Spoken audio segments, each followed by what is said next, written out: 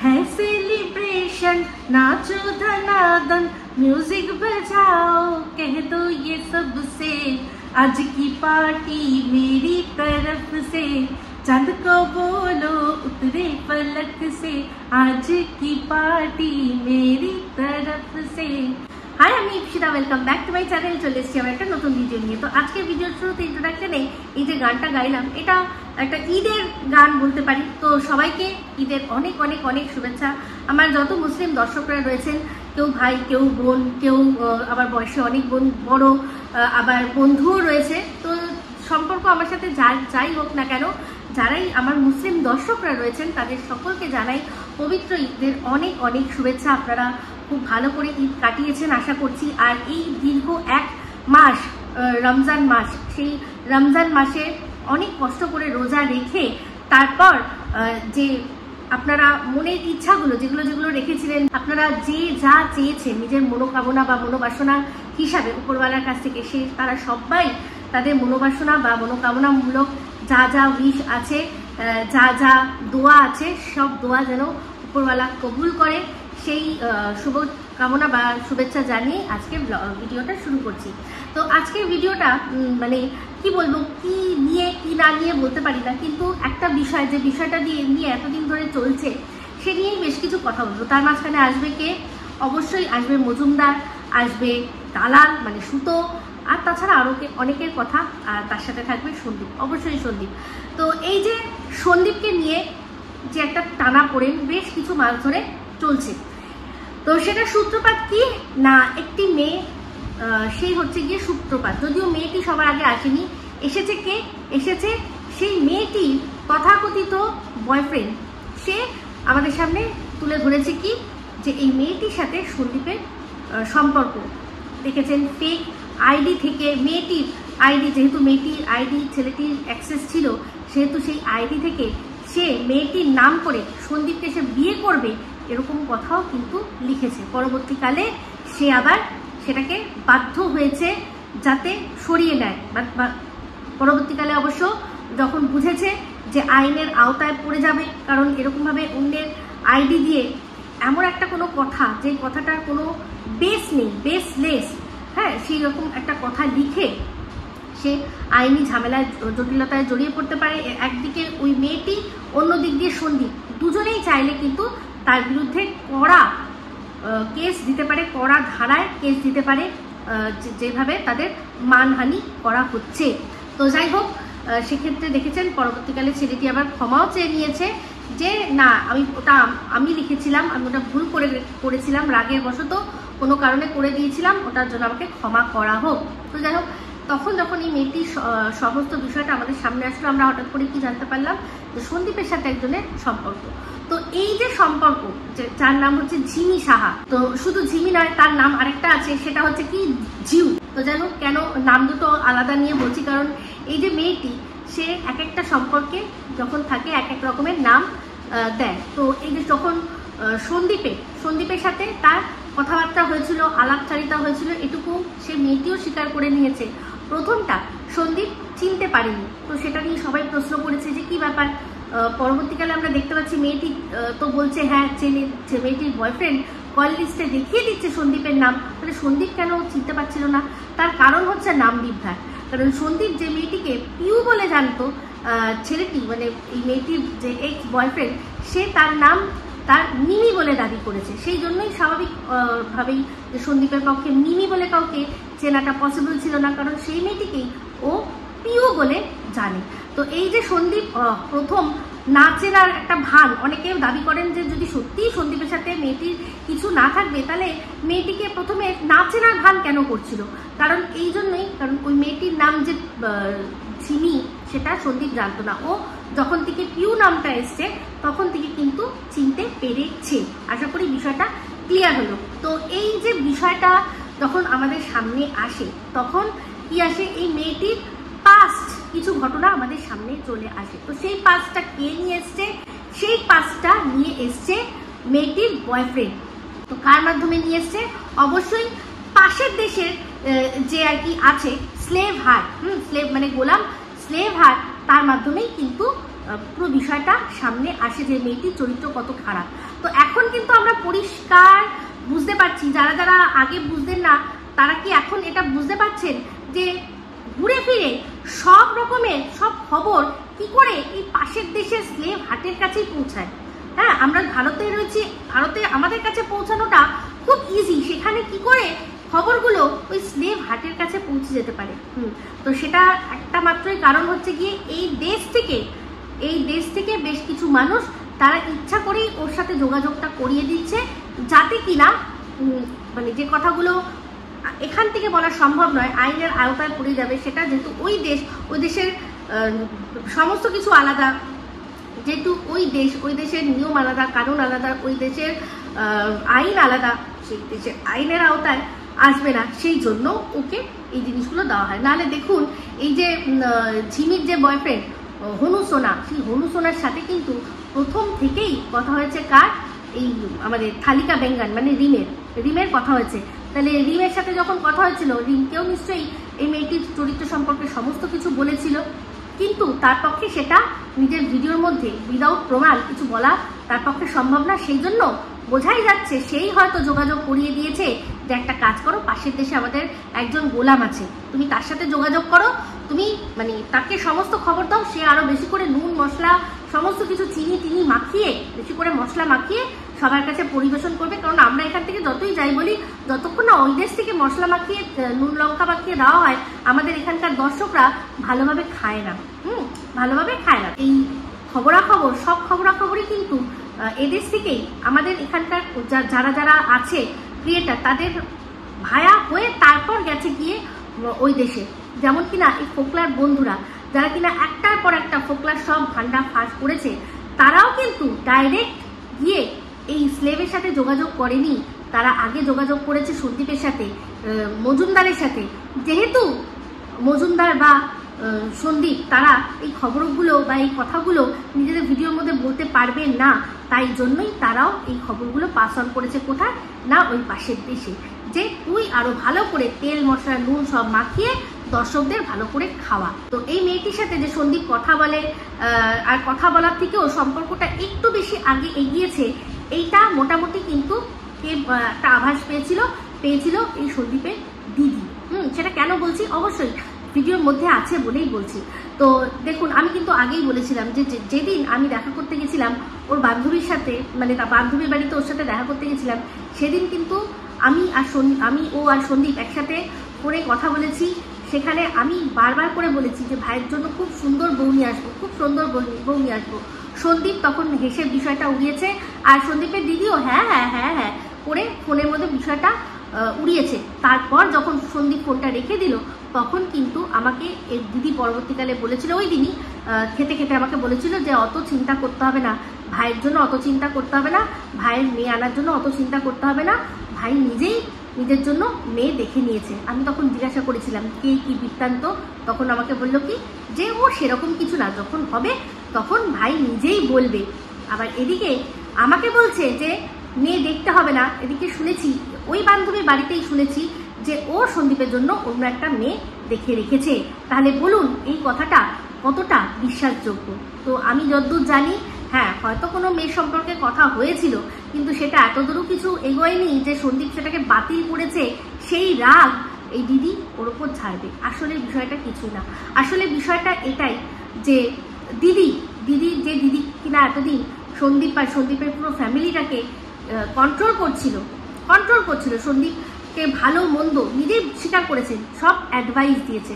তো সেই অ্যাডভাইসগুলো দিয়ে সন্দীপের ভালো হয়েছে না মন্দ হয়েছে সেটা তো একমাত্র সন্দীপ জানে, কিন্তু যখন থেকে দেখলো যে সন্দীপের প্রতি কন্ট্রোল হারাচ্ছে, তখনই কি করলো না, সন্দীপের ওপর ইগোর লড়াই শুরু হয়ে গেল। আর তার মাঝখানে অলরেডি এন্ট্রি নিয়ে নিয়েছে কে, অবশ্যই সঙ্গীতা ম্যাডাম।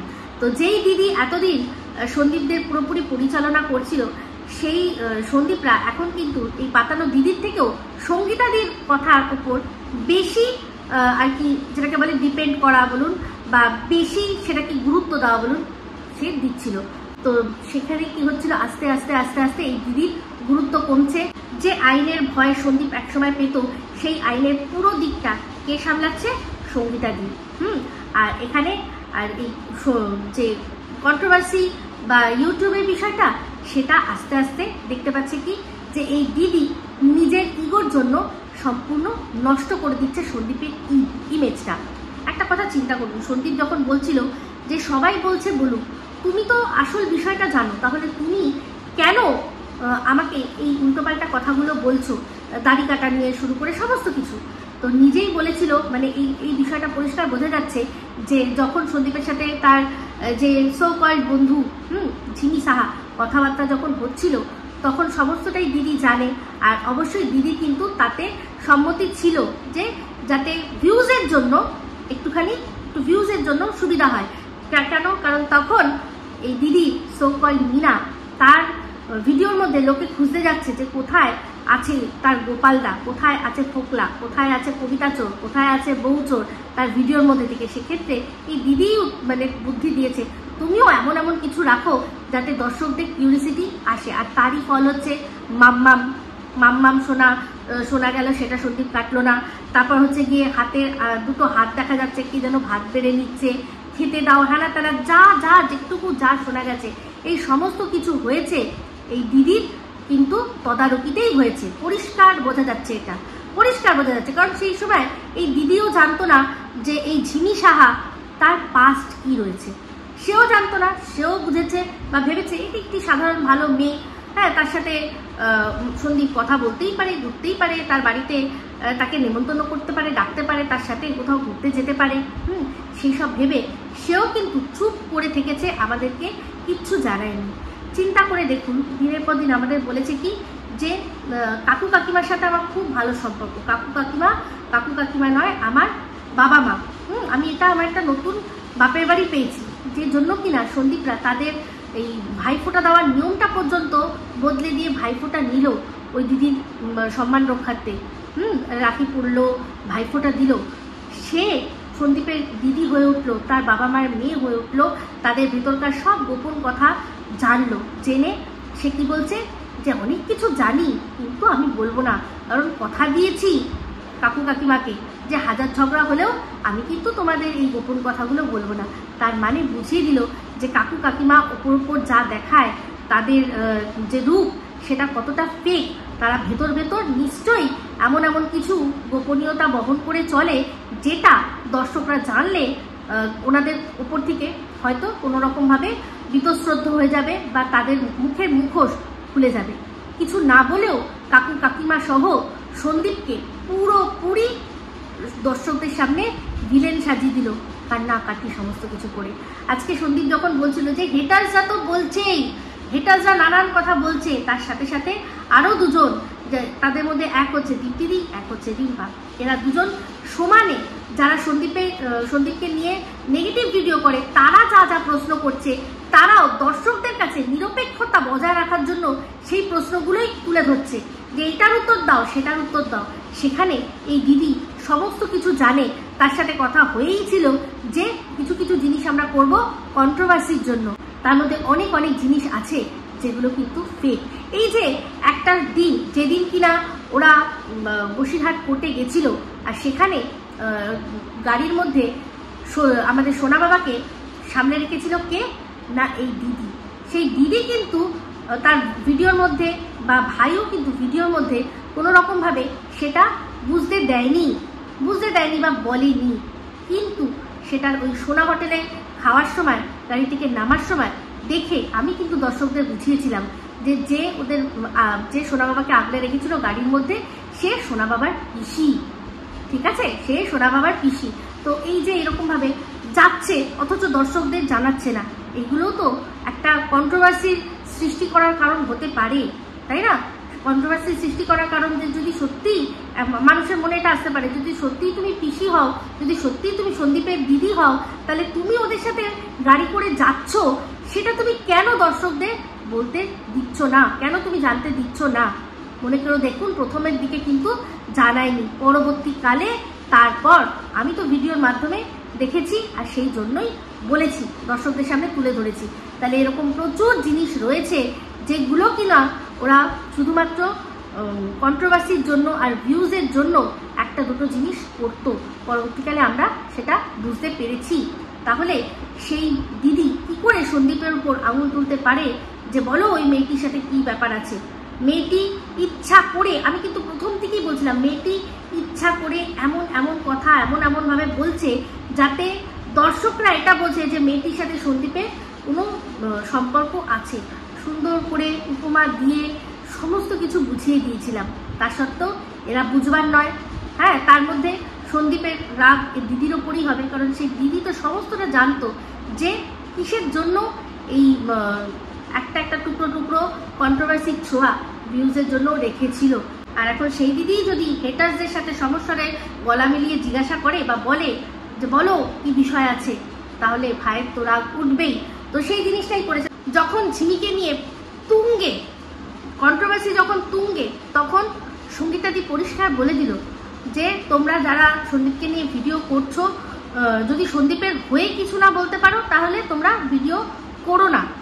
কিন্তু সন্দীপের ছবি লাগিয়ে, সন্দীপের বাড়ির লোকেদের ছবি লাগিয়ে তোমরা প্রমাণ ছাড়া কোনো রকমভাবে সন্দীপকে খারাপ কথা বলো না। কারণ সন্দীপের সাথে এই যে ঝিমির সম্পর্কের কথা, আমরা কিন্তু কোনো প্রমাণ পাইনি। না খুদ ঝিমি দাবি করছে যে তার সাথে সন্দীপের কোনো উল্টো বা প্রেমের সম্পর্ক রয়েছে, না সন্দীপ কোথাও স্বীকার করেছে। কিন্তু তার সত্ত্বেও এরা দিনের পর দিন দর্শকদের কাছে নিরপেক্ষ থাকবো, নিরপেক্ষ বলার জন্য, সাজার জন্য তারা কি করেছে, প্রমাণ ছাড়া এমনভাবে ভিডিও করেছে যেমন কিনা সন্দীপের হেটার্সরা করেছে। আজ পর্যন্ত কোনো একটা প্রমাণ দিতে পারলো সন্দীপ আর এই ঝিমি সম্পর্কে? কোনো দিতে পারলো? কোনো একটা কিছু দিতে পারলো? আজকে এই যে যখন সিনেমা দেখতে যাচ্ছে, ঝিমি সিনেমা দেখতে গেল, কি ছাবা সিনেমাটা, যখন ফিরছে গাড়িতে, সেই গাড়িটা বলে দিচ্ছে কি যে ওটা নাকি সন্দীপের গাড়ি। পুরো তুলনা করে বলে দিলাম যে এটা সন্দীপের গাড়ি কখনোই হতে পারে না।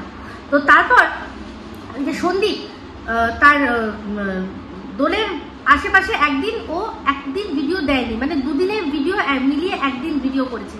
সেই দিনটা বলছে নাকি ছাবা দেখতে ও গেছে, তার কোনো প্রমাণ দিতে পারলো? তো এই যে তার সেক্ষেত্রে ওই পাশের দেশে স্লেভ হার্ট বলছে যে হতে পারে এটা যে এই ঝিমি আগে হয়তো অন্য একদিন গেছে আর পরে এটার সাথে জুড়ে দিয়ে, গাড়ির সাথে জুড়ে দিয়ে এটা প্রেজেন্ট করেছে। ও একদিন সিনেমা দেখতে গেছে, সেটা একটা অন্য দিন, আর এই যে গাড়ি করে গেছে সেটা একটা অন্য দিন। তো সেক্ষেত্রে যেহেতু দুটো গাড়িতে মিল পাওয়া গেল না, সেক্ষেত্রে কি বললো যে হয়তো বা ওই যে মলে সেটা একটা অন্য দিন গেছে আর এই সিনেমা দেখতে সেটা একটা অন্য দিন গেছে। যদি সত্যিই হয় তাহলে এরকমও তো হতে পারে যে এই যে আরামবাগ রিসর্ট, হয়তো ঝিমি একটা অন্য দিন গেছে আর সন্দীপ একটা অন্য দিন গেছে, দুজনে যে একদিনই গেছে এর কোনো প্রমাণ আজ পর্যন্ত আপনারা পেয়েছেন? একটা রিসর্ট, একটা কোনো রেস্টুরেন্ট, আজকে ধরুন আমি খেয়ে আসলাম, তা আমার পরে আরও 1000টা ব্লগার যেতে পারে, তারা গিয়ে ওখানে ব্লগ করতে পারে, আমিও ব্লগ করেছি। হ্যাঁ, একই রেস্টুরেন্ট বা একই রিসর্ট। এই যে আমি বনবিথি রিসর্ট গেছিলাম কিছুদিন আগে, আপনারা গিয়ে দেখুন এই বনবিথি রিসর্টে কত হাজার হাজার আপনারা ভিডিও পেয়ে যাবেন, অনেক মানুষ গেছে। তার মানে কি আমি যেদিন গেছিলাম সেদিনকেই গেছে? দুটো যেহেতু একই, তাদের ভিডিওর মধ্যেও যে সুইমিং পুলটা দেখা যাবে আমার ভিডিওর মধ্যেও সেই সুইমিং পুল দেখা যাবে। আমার ওদের যে গার্ডেনটা দেখা যাবে, আমার ভিডিওতে যে গার্ডেন দেখা গেছে ওদেরও সেই গার্ডেনই দেখা যাবে। তাহলে কি সেই সব ব্লগাররা যেদিন গেছিলো আমি কি সেদিন গেছিলাম? সেটা তো নয়। তো এখনো অবধি প্রমাণ দিতে পারেনি যে একই দিনে ওরা একই সাথে কোথায় ছিল না, এই আরামবাগ রিসর্টে গেছিল। আমার পূর্ণ ধারণা যে এই মেয়েটি হয়তো কোনো এক আগে গেছিল, কোনো এক সময় আগে গেছিল আর সন্দীপ পরে গেছিল। এই যে মেয়েটি বলেছিল যে আমি সন্দীপের সাথে কথা বলি, আর আমার যদি আবারও মনে হয় আমি কথা বলবো, তো সেক্ষেত্রে যদি হয়তো সন্দীপকে ফোন করে থাকে কোনো আগে পিছিয়ে বা কোনোভাবে যদি ফোন করে থাকে বা কোনোভাবে যদি জানতে পারে যে সন্দীপ আরামবাগ রিসর্টে গেছে, হয়তো ওর আগে কোনো সময় গেছিলো, সেই ফুটেজ ছিল, সেটা ও দিয়ে কি করতে পারে না, ভিউজ কামাতে পারে। পারে নাকি? পারে, 100% পারে। এই মেয়েটি এমনভাবেই কথা বলছে যাতে ওর যেটুকু যা করছে সমস্ত কিছু ভিউজের জন্য করছে। ও থাকছে হাওড়া বা তার আশেপাশে এলাকায়। পাতানো দিদি নিজে কিছু বলেনি বলে দাবি করছে, কিন্তু দিনের পর দিন অন্যদের দিয়ে বলিয়ে গেছে আর নিজে ইশারা করে করে বলেছে। কেন আমার ক্ষেত্রে বলেনি? আমাকে বলেনি যে এই বলদিটা আমার মনে হয় কোনো লাইভ টাইপ দেখে না। আমি আমার লাইভে পরিষ্কার বলে দিয়েছিলাম, যখন আমি প্রথমে এই সমস্ত তামঝাম দেখে আমি যখন আমার মাথা পুরো খারাপ হয়ে গেছিলো যে কি হচ্ছে, এগুলো কি হচ্ছে, তখন আমি যখন প্রশ্ন করেছিলাম যে কে ঠিক বলছে কে ভুল বলছে, সিক্রেট রুম কোথায় আছে, তখন কি বলেছিল যে আমি ভিডিওর মধ্যে পরিষ্কার বলেছি এই মনে হয় আমার দেখে না, আমার লাইভ দেখে না। ওর লাইভে একজন ওকে জিজ্ঞাসা করেছিল বলো তো যে ওই যে সিক্রেট রুমটা সেটা কি সন্দীপদার বাড়িতে রয়েছে, তখন মুখে না বলে এরকম করে ইশারা করে বুঝিয়েছিল যে হ্যাঁ আছে। কিন্তু ওখানে নিজেই এই যখন ঝামেলাটা প্রথম হচ্ছিল, এই ঝিমির বিষয়টা সামনে এসেছিল, তখন কিন্তু নিজেই সবাই যখন বলছিল, ঝিমির প্রথম ভিডিওটা সামনে এসেছিল তখন সবাই বলছিল যে ঝিমি ওই বাড়িতেই রয়েছে, সন্দীপের বাড়িতে রয়েছে, তখন কিন্তু নিজে পৌঁছে গেল, ব্যাগপত্র ভ্যানিটি ব্যাগ ফ্যাগ নিয়ে গিয়ে পৌঁছে গিয়ে বসলো, দেখলো, ওদের সাথে কথা বললো, দিয়ে বললো যে না কোনো সিক্রেট রুম নেই। আর এই সিক্রেট রুম টার্মটাও তো এনেছিল এই পাতানো দিদি, বলেছিল যে সন্দীপদের বাড়িতে একটা সিক্রেট রুম তৈরি হচ্ছে, খুব সুন্দর, মানে একটা রুম তৈরি হচ্ছে, সেটা সন্দীপের রুম, সেটা এখন সিক্রেট রুম, কাউকে দেখাবে না, হ্যাঁ পরে সন্দীপ তোমাদের সবার সাথে শেয়ার করবে। সেই জিনিসটাই ক্যাচ করে নিয়েছে কে, এই ঝিমি, যে হ্যাঁ আমি সিক্রেট রুমে রয়েছি।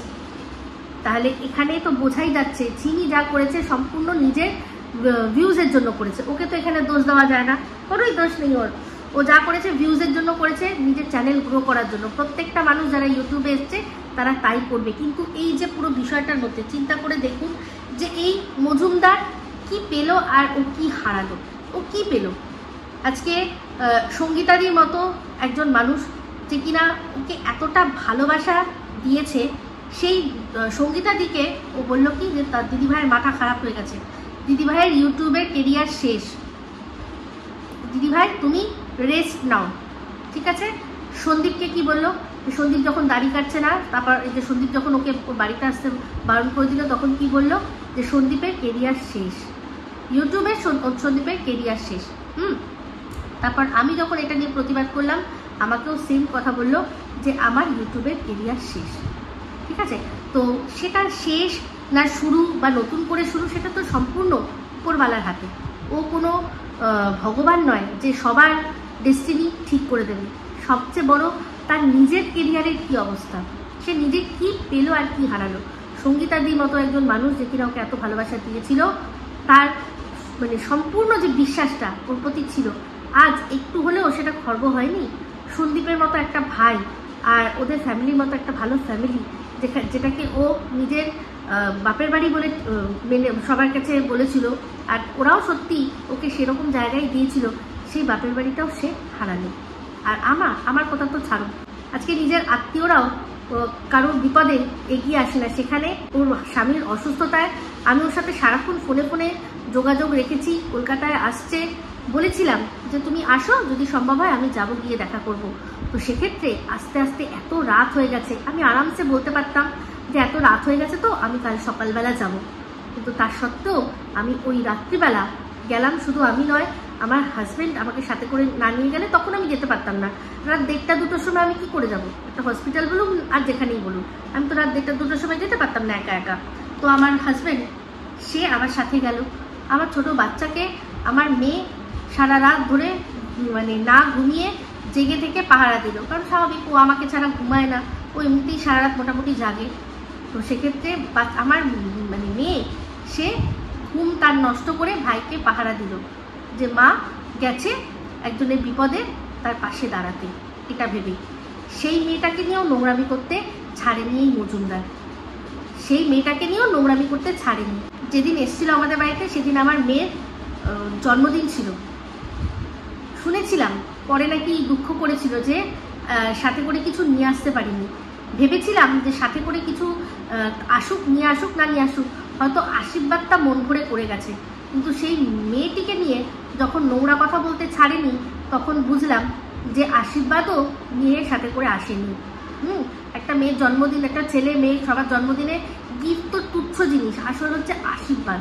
ভেবেছিলাম যে দুহাত ভরে হয়তো আশীর্বাদ দিয়েছে আমার মেয়েকে, কিন্তু পরবর্তীকালে সেই মেয়েকে নিয়েই ও যখন নোংরামি করলো, তখন বুঝতে পারলাম যে এই ধরনের মানুষরা কারোর জীবনে কোনোদিনও আশীর্বাদ হয়ে আসতে পারে না, কখনো আসতে পারে না। তো সত্যি কথা বলতে এরকম আবারও যদি কোনো বিপদে পড়তো, ভেবেছিলাম পাশে গিয়ে দাঁড়াবো, কিন্তু জীবনে আর কখনোই না, কখনো না। তো নিজের এই ইগো স্যাটিসফাই করার জন্য ও কী করলো, সন্দীপের যেসব মানে সত্যি নেগেটিভ, যারা সন্দীপকে দু চোখে দেখতে পারে না তাদের সাথে ও হাত মিলালো। যেখানে কিনা এই চুনা, তারপর দালাল, এরা দিনের পর দিন সন্দীপকে নোংরা থেকে নোংরাতর ভিডিও করে, ওদের নিয়ে সন্দীপকে নিয়ে নোংরা থেকে নোংরাতর ভিডিও করে, তার দিন রাত সন্দীপকে বেচু বেচু বেচু বেচু বলে, তাদের সাথে ও যেভাবে হাত মিলালো সেক্ষেত্রে বুঝতেই পারলাম যে একটা মানুষ তার ইগো স্যাটিসফাই করতে গেলে কতটা নিচে নামতে পারে, কতটা নিচে নামতে পারে। নিজের সেখানে নিজের সম্মান, নিজের পরিবারের মান সম্মান, নিজের স্বামী সন্তান তাদের মান সম্মান পর্যন্ত লুটিয়ে বহিন বহিন করে ডাক দিল। তো কি লাভ হলো? বহিনের কিন্তু লাভ হয়েছে। বহিন এখন বহিন যে কথাগুলো এতদিন ধরে বলে যাচ্ছিল সন্দীপের নামে, সেগুলো কি হলো, এরা বহিনের সাথে যোগাযোগ করে আর বহিনের সাথে ভালো সম্পর্ক করে প্রমাণ করে দিল যে বহিন তুই ঠিক ছিলিস, তুই ঠিক ছিলিস, সন্দীপ খুব খারাপ, তাই না? আর পাশের দেশ থেকে এই স্লেভ বা গোলাম সেও কি করলো, হাফ প্যান্ট বাহিনী করে এটাই বলতে লাগলো যে এরা যেটা বলেছিল এই যে ঝিমি বৌদি এটাই ঠিক কথা, এটাই ঠিক কথা। কিন্তু কারোরই প্রমাণ দেওয়ার কোনো প্রয়োজন পড়লো না, কোনো প্রমাণ দেওয়ার প্রয়োজন পড়লো না। 1.5 বছর ধরে টিনের সম্পর্কে নানান প্রমাণ সামনে আসা সত্ত্বেও টিনের যারা সাপোর্টার তারা টিনকে সাপোর্ট করে রইল।